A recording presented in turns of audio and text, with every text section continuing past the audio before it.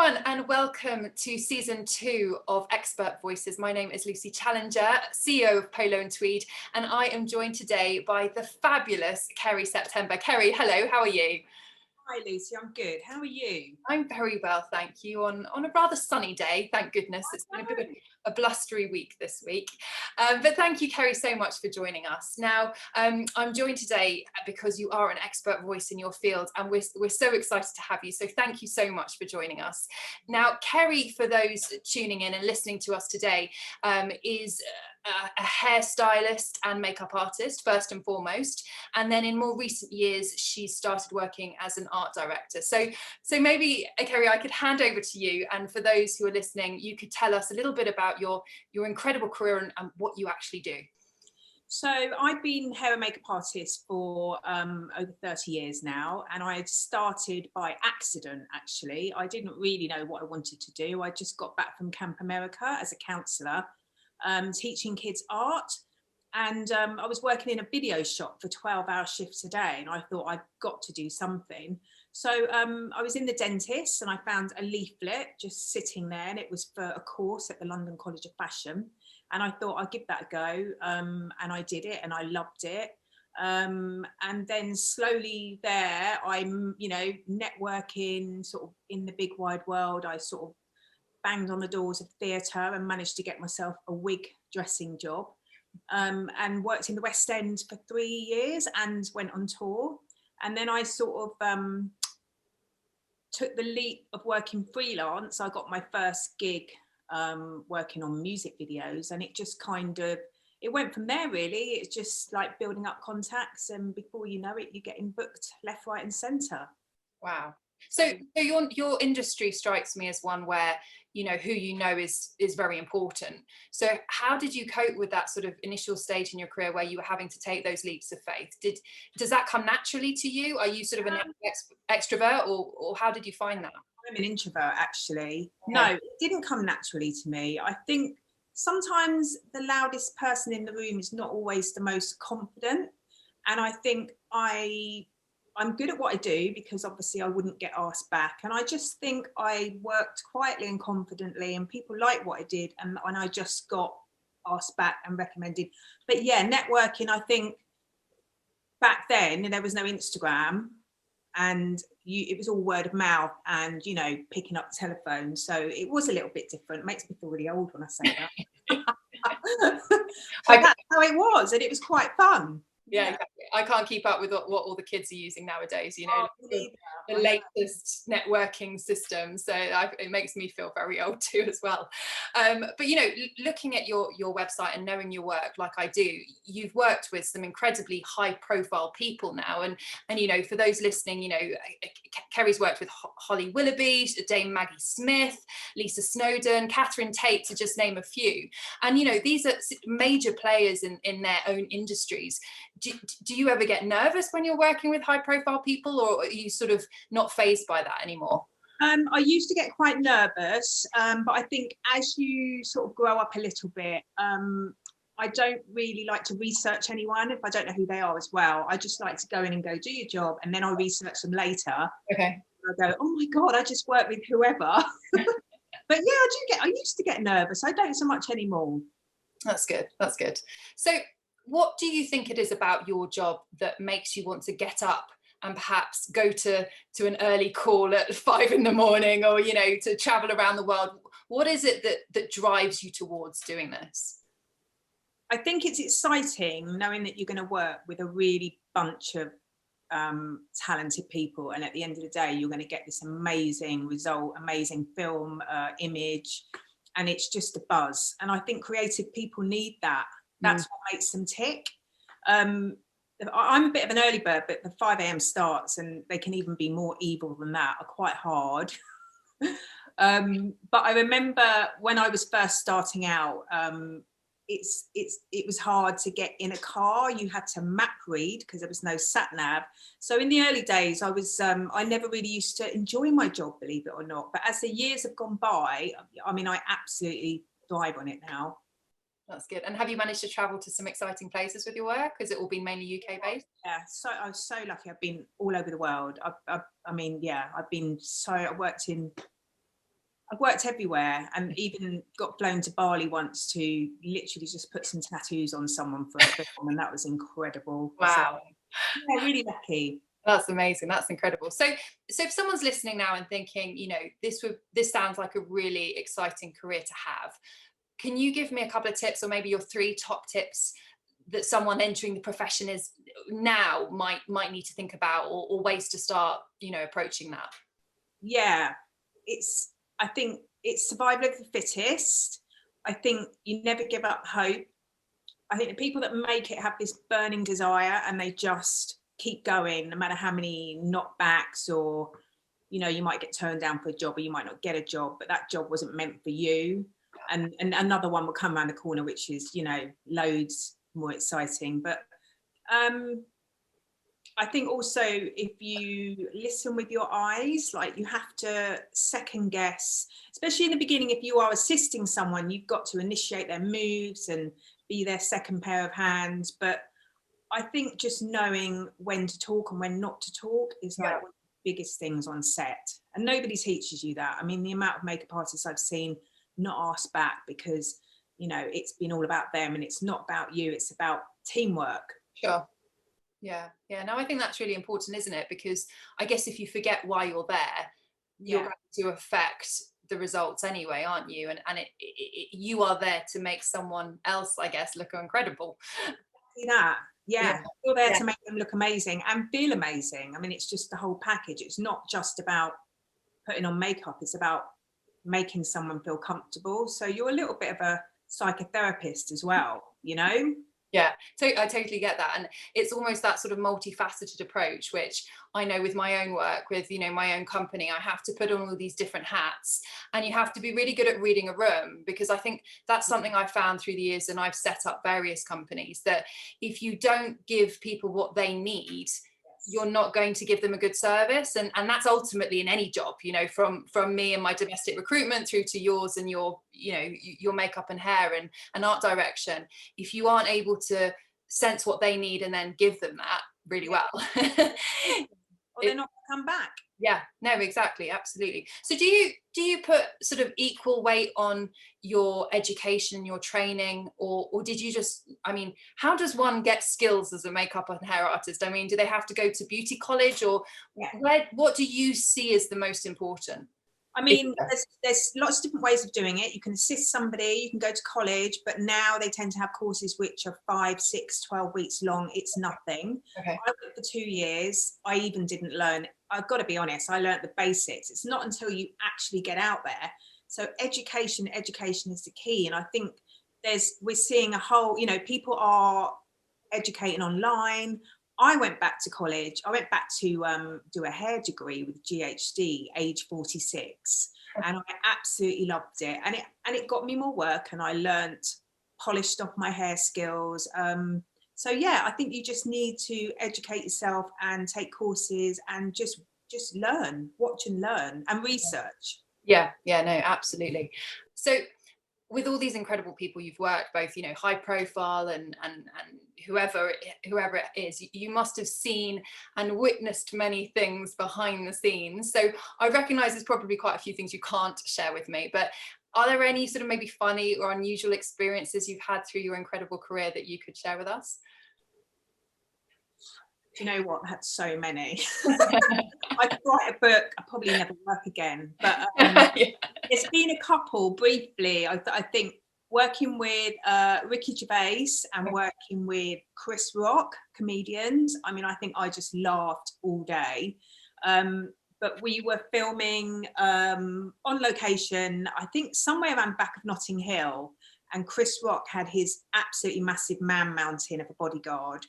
And we ended up walking down this windy road, and it was a traveller's site. And because I've lived in London for 30 years, I'm quite streetwise, and I'm like, I'm not hanging about here. I don't think we should be here. I think we should go. And the man mountain was like, no, it's fine. And then I walked away, and then literally about 5 minutes later, they both came running up the hill being chased by these travellers, and it was quite hairy. But loads of things like that when you're on location. Or I think another time I worked with Quentin Tarantino, and I was listening to a press junket about how he'd made Kill Bill. And I came out and I was on such a high, and then I was at Liverpool Street Station, and you know, like when you're in a music video, you feel like you're walking on air, and this pigeon just absolutely just pooed on my face, literally. And it was almost like a sign to say, keep your feet on the ground. And it, you know, it wasn't nice, but I look back now and I think it's hilarious. That is hysterical. That pigeon was literally telling you to come back down to earth. Exactly. That is fantastic. So are you one of these people that, you know, in your spare time, you're kind of continuing to like research, watch YouTube videos, or do you switch off? Do you do other things to sort of have downtime? How do you balance your downtime, and what do you do in it? I think this last year I haven't been as on the ball with research, but I would normally very much be looking on the streets, looking at real life. I love traveling. I've taken quite a few whole years out of my career and gone to countries to live, because I think it's really important to look at what's going on, not just in your own country, and you bring back all of that, you know, that vibe, and you sort of have fresh energy and new ideas. So yeah, I think I DIY actually. I love renovating. I mean, I'm not talking about renovating with architects and all that. I'm literally hands-on DIY, and I absolutely love it. Or I'll be, because I moved to the sea, or I'll be swimming or hanging out with my son. So generally that's kind of what I love doing at the moment. Okay, I'll need your help because my husband's useless at DIY. He's going to hate me for saying that, but I'm forever having to like, okay, now I've got to put the television on the wall.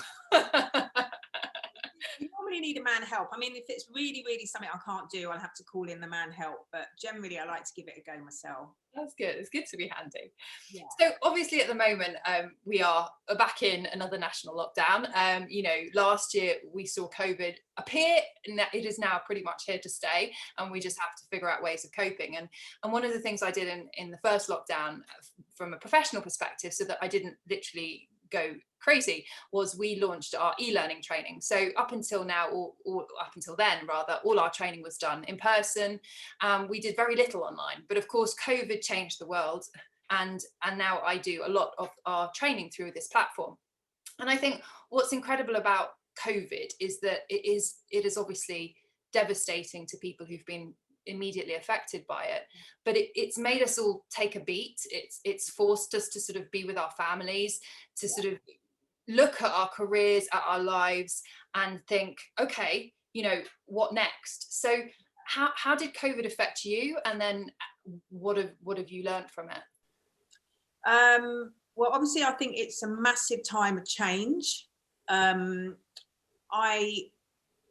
honestly would say that COVID hasn't affected me, because I'm used to like taking time out. So I will work so hard, and then throughout my career I've taken like a year off just to recoup. So, you know, I lived up a mountain in Thailand for a year, and that reminds me of what we're doing at the moment. You know, we're limited in who we can see, we're limited in where we can go, and I think yes, it's really hard for a majority of people, but I think if you just surrender and just appreciate the time you have, and because I don't think there's going to be another chance for us to spend with our children this much time, even though homeschooling is an absolute nightmare. I've got to say, it's not easy. It's really, really not easy.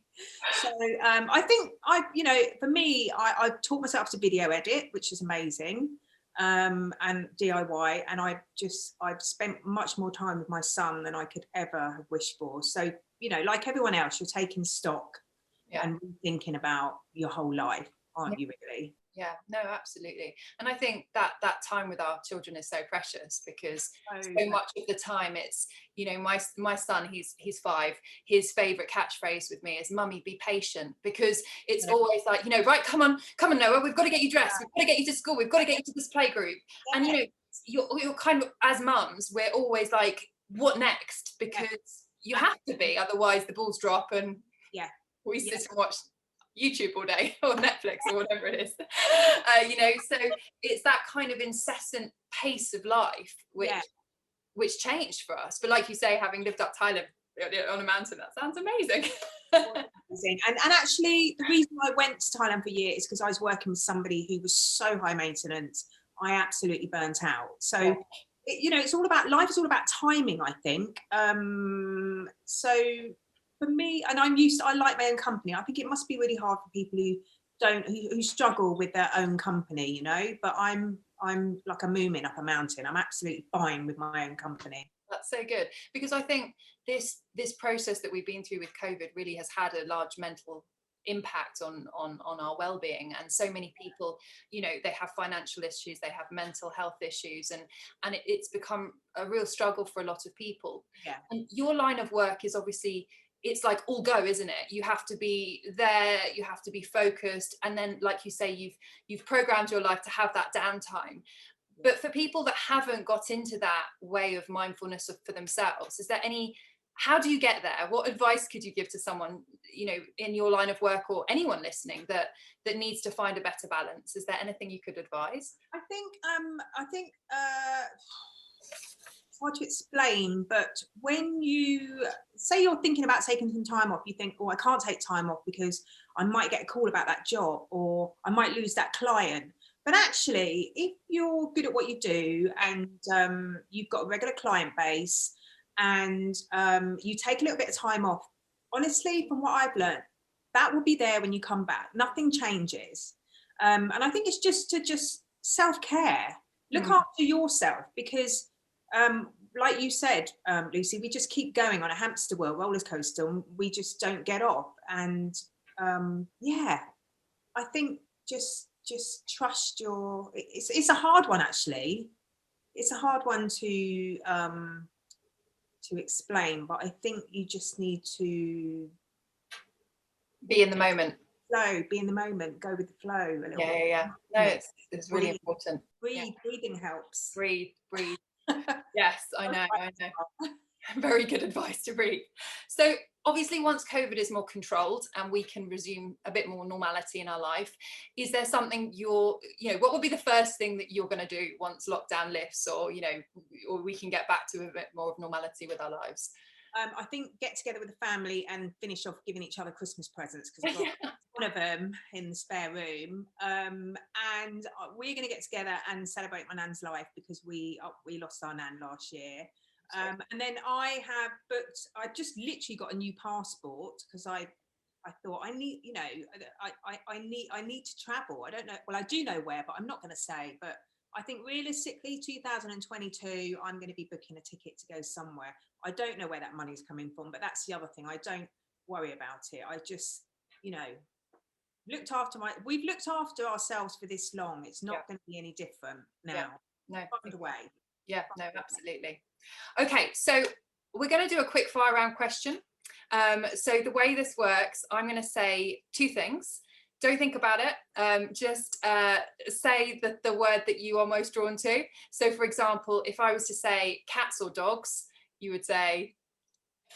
Oh, I say my son, because he loves it. Okay, where are we going with this? You prefer cats or dogs? Oh, I prefer dogs, but we have a cat. Okay. Okay, so go. Okay, so don't think about it too much. Just say kind of the one you feel most drawn to, or whatever. Okay, so ready. Morning or night? Morning. Cartier or Tiffany? Neither. Netflix or party? Netflix or party? Yeah. Oh, party. Fish or chips? Ooh, I like both. That's a really hard one. I think I'll go for fish, though. Okay. Mac or Maybelline? I don't like any of those. That's fine. Vegan and 43. Which one would be yours? Which one would you go for? I've probably got more Mac, but I equally recommend. Probably Mac. Mac. Okay. Brad or Angelina? Oh, I got asked to make her up once, and I was busy. So Brad. Rain or sun? Oh, sun. Sea or pool? Sea. Fast or slow? slow now. Chanel or Gucci? Chanel. Sweet or savoury? Sweet. Eggs or bacon? Eggs. Britney or Madonna? Oh, Madonna. Gold or silver? Gold. Today or tomorrow? Today. Nice, thank you. I know you weren't prepared for that, so I just wanted to throw it in. So we've spoken about a lot today, but I think as we sort of near the end of this conversation, you know, what do you believe it takes to succeed in life? What do you place value on, and what do you think makes that life successful? Do you know what? I even now I think, am I successful? I think I'm just appreciative of what I have. I think yes, you need to work hard. You just need to follow your passion. I think do something you love, that old chestnut, and enjoy the journey, and it will come naturally. The success or whatever you're sort of looking for, and it's all about timing. Yeah. No, definitely. Well, I mean, thank you so much for this time today with you, Kerry. It's been so fab to hear about your adventures and you know, pigeons and you know, everything. Everything that you've been through. No, it's so cool. So for everyone listening who want to go and follow Kerry, you can find her on Instagram, of course, and her handle is Kerry September. Is there any other routes that you want to share with listeners about hunting you down? You've got your website, kerryseptember.com. Me, that's all the social media I do, really. Yeah, that's me. Cool. Yeah. But thank you so much, and thank you once again. Yeah. Thank you. Thank you.